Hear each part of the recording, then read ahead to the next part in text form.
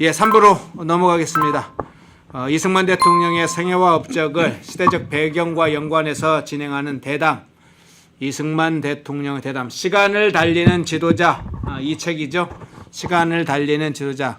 혹시 이 책 안 보신 분들은 한번 이 책 사서 보시면 쭉 지금 1부는 1945년까지 1875년부터 1945년까지인데요. 이 책에서 기록이 있습니다. 2부가 또 있습니다. 1945년 이후에 이승만 대통령의 이 세상을 떠날 때까지 그게 있는데, 어쨌든 이 이승만 시간을 달리는 지도자를 중심으로 해서 27탄 시작하겠습니다. 지난 26탄에서는 이승만 대통령과 프란체스카 여사 어떻게 만나 결혼을 했는지, 그리고 1934년 제네바 국제연맹회의가 개최될 당시에 이승만 대통령의 성공한 독립외교 활동을 소개를 했는데요. 오늘 27탄에서는 이승만 대통령의 이제 추가적인 행적뿐만 아니라 오늘 중요하게는 1937년 중일전쟁 일어났었죠. 당시에 그때 이승만 대통령이 중일전쟁이 일어나기 전에 썼던 재팬 인사우드 아웃, 이 세 개 나중에 널리 알리게 돼서 세계적 지도자로 다시 떠오른 이 책의 집필 문제를 좀 다뤄보겠습니다. 유석준 교수님 나오셨습니다. 어서 오십시오. 네, 반갑습니다. 예. 어디 멀리 다녀오셨어요?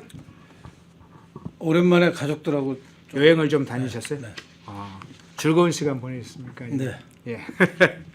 예. 예, 프란체스카 여사 문제를 이야기를 했으니까 이거 질문부터 좀 먼저 드릴게요.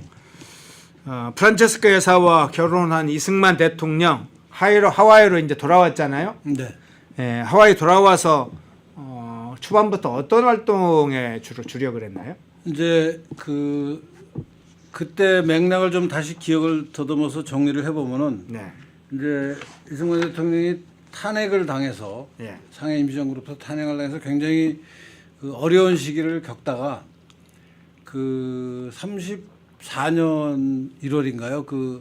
제네바에서 33년이요? 33년 예. 국제연맹 회의가 있고 그 국제연맹 회의에서 만주 문제를 다룬다고 해서 네. 이제 거기에 우리 외교적인 방법으로 독립을 해야 된다라고 주장하는 이승만 대통령의 전문성이 필요하다고 생각해서 상해 임시정부를 이끌던 당시 김구가 네. 이승만에게 특명 정권대사 자리를 주고 이제 제네바로 보내서 이제 만주가 중국 땅인데 일본이 점령했으니까 중국에 돌려줘라라는 국제연맹의 결정이 나는데 이승만 대통령은 만주가 제대로 기능을 하려면은 우선 일본이 한국을 독립시켜야 된다. 라는 얘기를 하면서 굉장히 호응을 받았습니다. 국제적인 어떤 언론의 관심을 받고 굉장한 파급 효과를 일으켰고 그 파급 효과 덕분에 일본은 국제연맹을 탈퇴할 수밖에 없는 상황으로 몰립니다.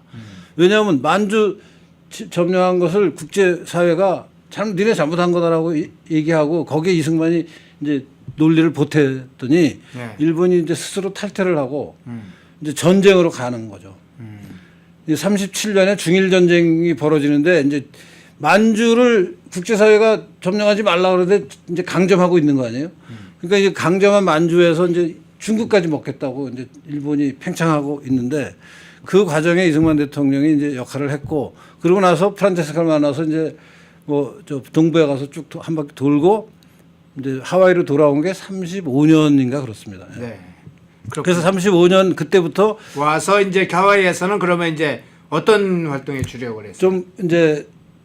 좀 현실 정치, 그러니까 독립운동을 주장하는 여러 세력들 간의 다툼 네. 그런 거에서도 한 발 떨어지고 본인이 과거에 만들었던 한인 학교의 네. 교장으로 다시 이제 취임을 해서 프란체스카는 거기 학생들한테 이제 피아노 같은 것도 가르치고 이제 이승만은 교장으로서 이제 좀 후진 양성에 열심히 하고 있는데 그 상황에 이제 아까 말씀드린 것 같이 국제사회의 이 흐름이 격변하니까 이제 다시 이승만을 불러내는 이제 효과가 나오는 거죠.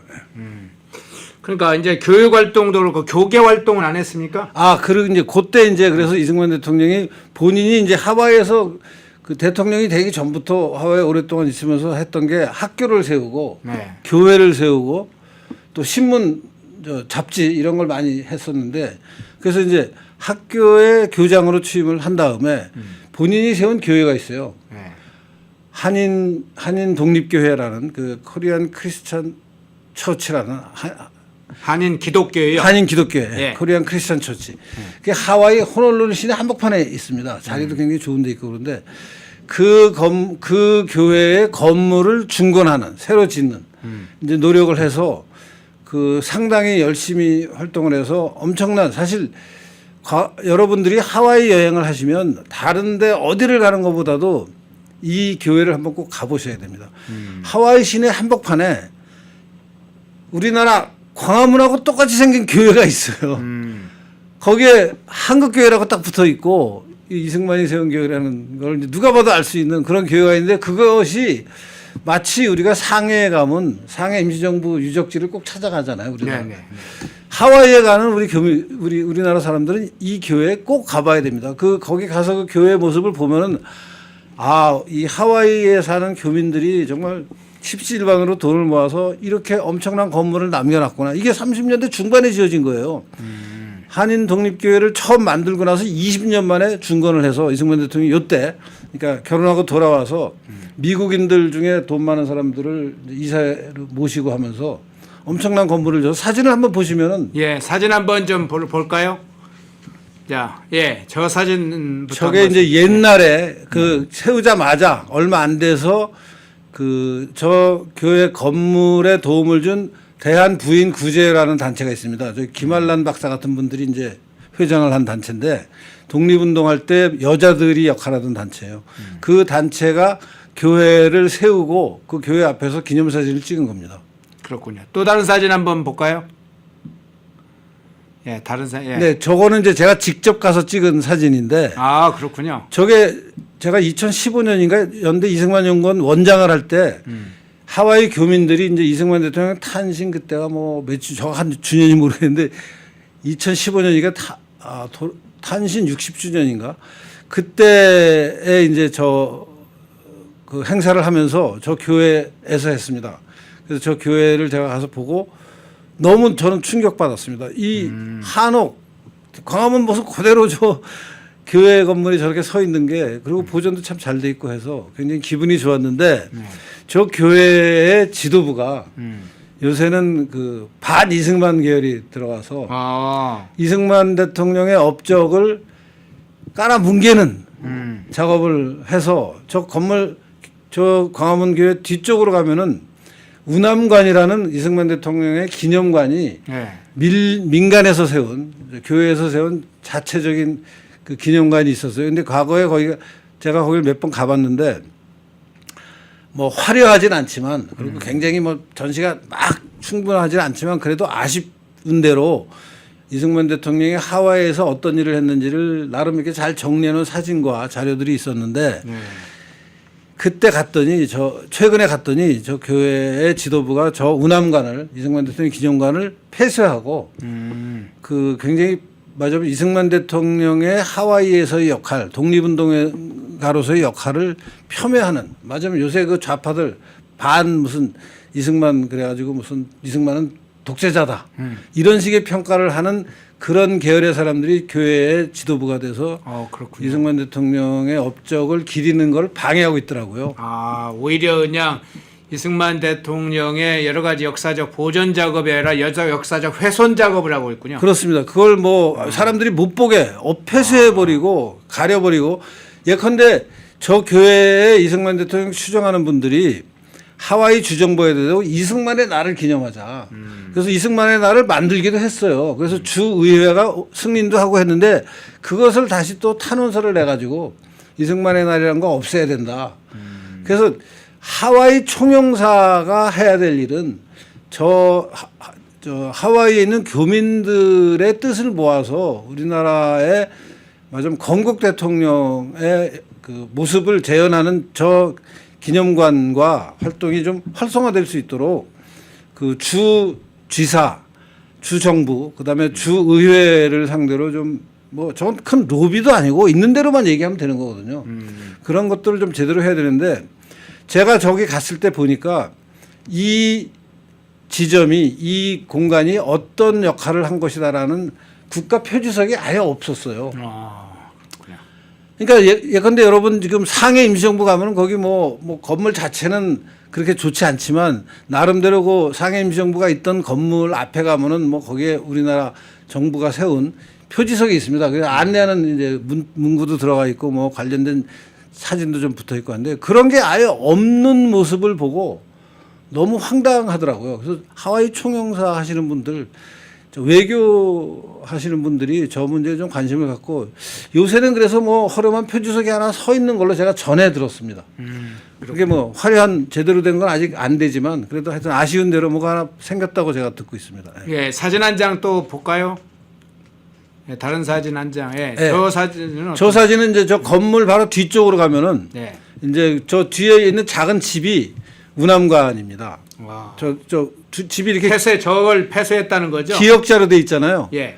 양쪽에 이렇게 기역자 모양으로 집이 돼 있는데 저 왼쪽 편 오른쪽 편이 이제 그 운암관이라고 해서 이승만 대통령 업적을 보여주는 그 조그만 그 공간이었는데 네. 저걸 폐쇄가 돼서 지금도 저거는 복구가 안 된 걸로 알고 있습니다.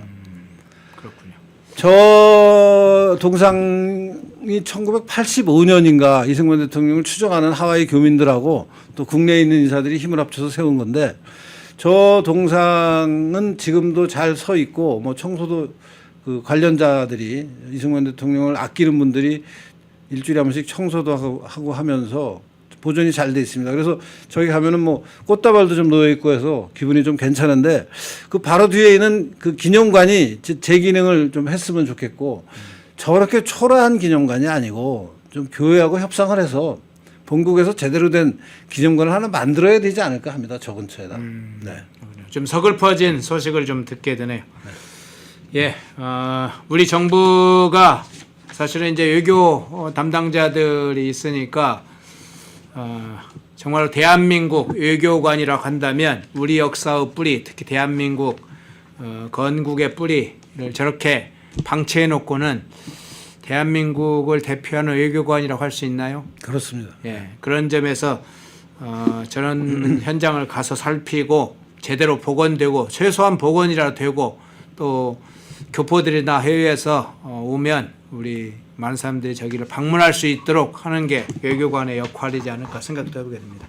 그러니까 하와이 가는 그 관광객이 너무 많잖아요 지금요. 예. 그러면 그 사람들이 해변에 가서 놀러 가는 거 좋죠. 그거 예. 하고 뭐 하와이의 역사도 알게 되고 공부도 해야 되는데 당연히 그러면 따라서 하와이에 우리 이민 온 사람들이 어떤 활동을 했었고 그 네. 이민하는 분들이 얼마나 고생해서 독립운동 자금을 모았고 그 자금으로 이승만 대통령이 독립운동을 했고 그 결과 쌓이고 쌓여서 대한민국이라는 나라가 섰고 또 그 결과 지금 70년 80년이 지나서는 세계 10대 강국으로 올라섰고 그랬으면은 잘 기려야죠 과거를. 네. 그래야죠. 자, 앞서 이제 하와이에서 교회와 교회 그리고 교육 활동에 매진했던 이승만 대통령, 프란체스카 여사와 함께 같이 활동을 했는데요. 1937년 중일 전쟁이 발발하면서 상황이 어떻게 바뀌었을까요? 자, 일본의 군사적 팽창에 맞서는 외교 독립운동 전면적으로 좀 나서게 되는데요. 일단 그 상황도 한번 좀 설명을 해주시죠. 그러니까 이제 아까 말씀드린 것 같이 33년에 이제 그 제네바 국제연맹 회의가 있었고 34년 여름인가요? 일본이 탈퇴하고 네.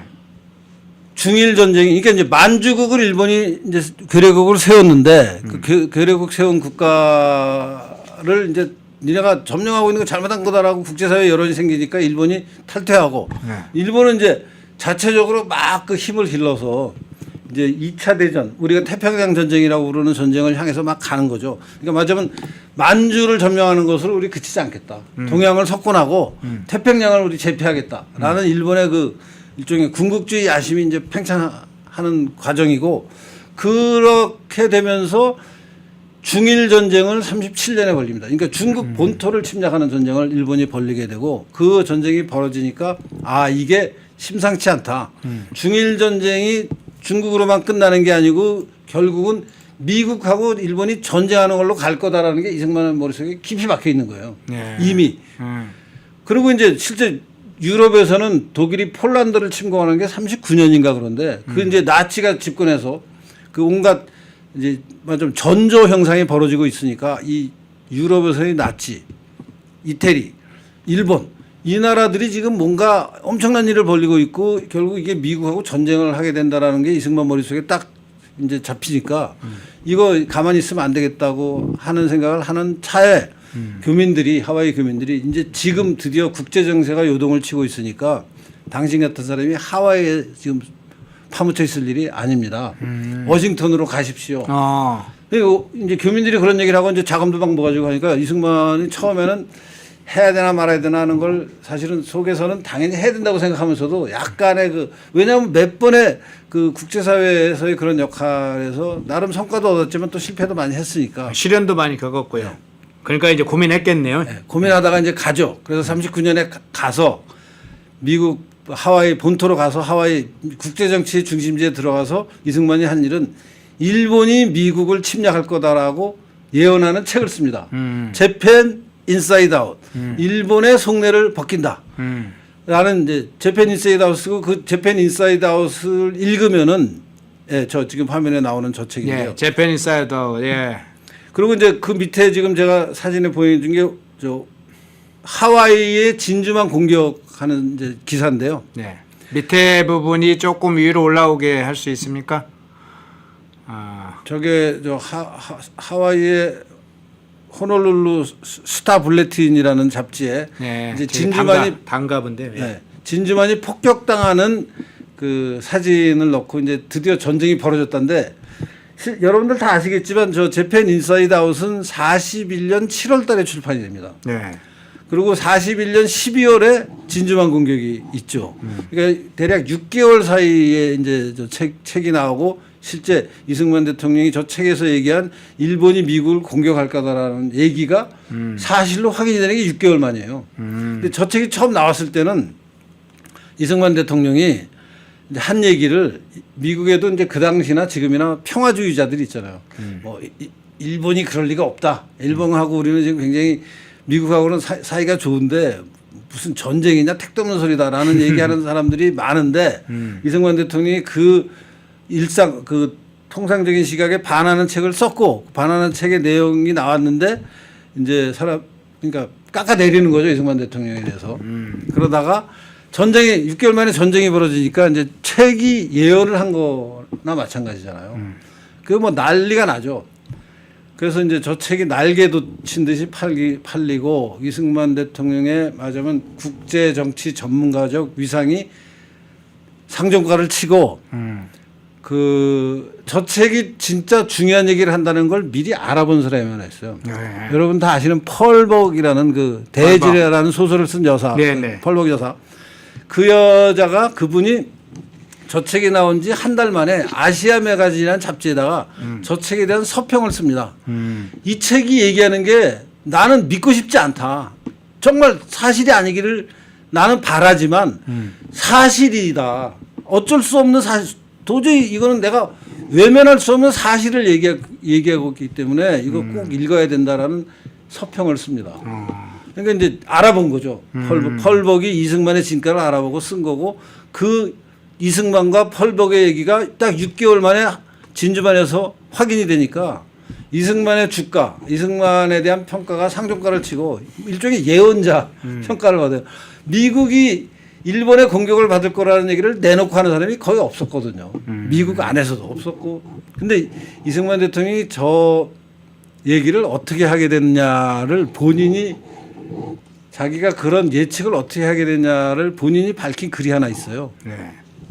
저 재팬 인사이드 아웃이 지금은 이제 번역된 버전이 여러 개가 있습니다. 여러 이제 시차를 두고. 근데 가장 먼저 우리나라에 번역된 게 이승만 대통령 집권 시기인 1954년에 그때 이기붕이 아직 이제 굉장히 신진 어떤 관료로 이제 이기붕이 좀 뜨기 시작할 때인 1954년이 그때 이기붕의 이제 부인 박마리아가 저 책을 일본 내막기라는 제목을 붙여서 번역을 했습니다. 네. 그래서 이제 자유당 선전부 이름으로 책을 출판을 했고 그 당시 집권당이니까 그 출판된 책에 한국어 서문을 이승만 대통령 본인이 써요. 그래서 거기에 보면 잘 모르는 얘기들인데 재밌는 얘기 합니다. 내가 일본이 미국을 침략하게 된 것을 어떻게 알게 됐느냐. 내가 옛날에 그 고종 아래서 대한제국 때 그 우리가 빨리 대비해서 일본의 침략을 막아야 된다는 그런 독립운동을 그러니까 일종의 그때는 독립운동이 아니고 뭡니까 개혁운동. 그러니까 구한말에 개혁운동을 할 때 일본 사람들이 즐겨 읽던 책을 내가 구해서 읽은 게 있는데 두 가지다. 하나는 일본이 러시아랑 전쟁을 하게 될 거라는 예상을 하는 맞아 가상 소설이 하나 있었고 또 하나는 일본이 미국과 전쟁을 하게 될 거라는 가상 소설이 일본에서 엄청난 인기를 얻고 있었는데 그 소설 두 권을 그때 구해서 읽었더니 일본 사람들의 속마음에서는 러시아와 미국과 싸워서 우리가 그 사람들을 이겨서 세계를 정복해야 된다는 속마음을 그때 갖고 있더라는 걸 알게 됐다. 아, 그렇군요. 그러니까 그때부터 맞아 이승만. 지금 가면 잠깐만요. 일본 소설 그 이미지 한번 보여주시겠어요? 한번 두 개. 그거 말고요. 일로 전쟁 미래기, 일미 전쟁 미래기. 예. 이 두 권의 책입니다. 이게 저 책이요. 저희 제목을 보시면 분명히 나죠. 일로 전쟁 미래기 앞으로 벌어질 일로 전쟁에 관해서 일본 사람들이 쓴 책. 미국하고 저 쌀미자를 쓰잖아요. 일본에서는. 일미 전쟁 미래기. 앞으로 벌어질 미국과의 전쟁에 관한 소설. 이게 다 소설들이에요. 근데 저 책에서 이제 그걸 간파를 했군요. 그러니까 소설이라는 게 이제 그 당시 일본 사람들의 어떤 일반적인 정서를 반영하는 이제 그 내용을 담은 건데 이걸 내가 그때 구해서 읽어보니까 일본 사람들이라는 게 앞으로 일본 자체를 유신을 통해서 개혁하는 거에서 끝나지 않고 한반도를 먹고 만주를 먹고 중국을 먹고 미국하고 싸우고 러시아하고 싸운다. 라는 얘기를 지금 공개적으로 저 소설을 통해서 하고 있는 걸 자기가 알게 됐다. 예. 그리고 이거는 사실은 나만 한 게 아니라 그 당시 동양의 지식인들은 이거 다 아는 거다. 근데 지금 그런 일본이 하나하나 저 소설에서 하던 얘기들을 하나하나 실현하면서 한국을 먹고 만주를 먹고 중국 본토하고 전쟁을 하고 있는데 미국 사람들은 지금 일본 사람들이 저런 본심을 숨기고 미국하고 관계를 계속 평화적인 관계로 우리는 가져가겠다라고 홍보하는 거에만 지금 노출이 돼가지고 일본 사람들의 본심을 모르는 게 문제다. 그래서 내가 재팬 인사이드 아웃을 써서 일본 사람들한테 미국 사람들한테 전 세계 사람들한테 일본의 본심을 알리는 거다라는 서문을 1954년 책에 쓰십니다. 그러니까 정말 우리나라에서는 저런 책이 있는지를 잘 모르고 있었는데 지금도 그래서 저 책을 좀 구해서 좀 전문가들이 일본말 잘하는 분들이 저걸 한번 분석을 하면은 재밌는 어떤 그 분석이 될 것 같습니다. 그런데 이승만 대통령은 이 일본 소설을 보면서 일로 전쟁 미래기하고 일미 전쟁 미래기를 보면서 일본 사람들의 마음, 일본 사람들의 속성, 일본 사람들이 향후에 어떤 일을 일으킬까 이렇게 예측을 하고 재팬 인사이드 아웃 일본 내막기 이것을 글을 통해서 궁극적인 침략을 할 거다 이렇게 예상을 했는데 그 당시에 미국은 세계 대국이었잖아요. 그렇죠. 정보도 많고 뭐 여러 가지로 알 수 있었던 전문적인 정보 담당자들도 있고 분석가들도 있는데 그리고 고위 관료나 정치인들 왜 일본이 미국을 기습적으로 공격할 것이다 이런 침략을 감행할 것이다 이런 걸 왜 간파하지 못했을까요? 그런데 일본이란 나라가 이제 그런 세계적인 어떤 그 전략을 가지고 일본의 그 군국주의 지도부들은 속마음을 갖고 있었던 것이 틀림없는 사실인데 겉으로는 이제 그런 속마음을 막 노출하면은 경계심을 불러오니까 겉으로는 미국하고 우호적인 관계를 유지하는 제스처를 굉장히 합니다. 근데 이승만 대통령 입장에서는 근데 쟤네들 속마음은 봐라. 대만 먹었지. 한반도 먹었지. 만주 먹었지. 지금 중일 전쟁하고 있다. 37년이면. 그렇게 자기들 속마음을 하나하나 실천하고 있는데 겉으로는 미국과 우호적인 관계를 유지한다라는 거를 물량 공세로 막 몇백만 부씩 써가면서 홍보를 하고 있는데 미국에 지금 일본을 아는 지식인들이라는 사람들이 거기에 넘어가서 일본의 속마음을 제대로 모르고 있다. 그래서 내가 인사이드 아웃한다 제 편은. 예. 그렇게 썼습니다 저걸. 그렇군요. 예. 자, 오늘은 1935년 하와이로 돌아온 이승만 대통령 부부 하와이에서 교회 활동을 했던 거 소개를 좀 먼저 드렸고요. 중일전쟁 발발 이후에 특히 일본의 군국주의 침략을 간파한 그 전에 그걸 간파하고 재팬 인사이드 아웃 책을 집필했고 그 책 속에 어떤 내용이 들어가 있는지 어떻게 일본이 침략을 일으켜 미국을 침략하게 될지를 알게 됐는지 그런 대목을 살펴봤습니다. 그 책을 집필한 이유 그리고 중일전쟁이 일어난 이후 세계적인 명사로 이승만 대통령은 또 떠올랐죠. 본래도 세계적인 명사였지만 또 다른 차원의 세계적인 인사로 떠올랐는데 자, 그 내용을 좀 집약해서 진행하는데요. 다음번에는 좀 어떤 내용 다루실 건가요? 다음번은 요거에 이어서 그러니까 이제 그 이승만 대통령이 명성을 얻고 나서는 상해에 있는 임시정부를 이제 그때는 중일전쟁이 벌어지면서 임시정부가 막 충칭으로 옮겨가잖아요. 네.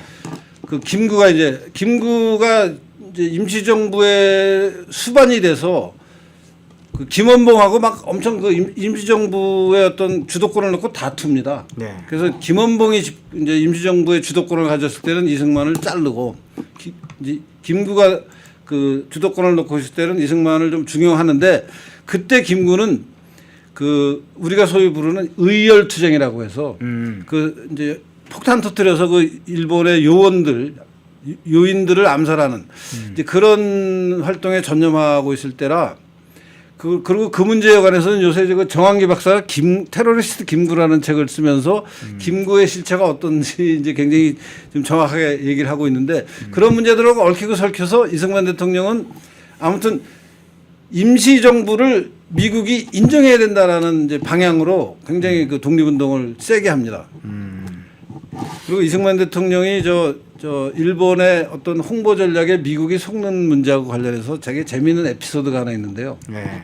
오늘 말씀을 드릴까요? 다음번에 좀 다음 해주시죠. 예. 예, 오늘 역사대담 이승만 대통령 이승만 시간을 달리는 지도자 27탄을 진행했습니다.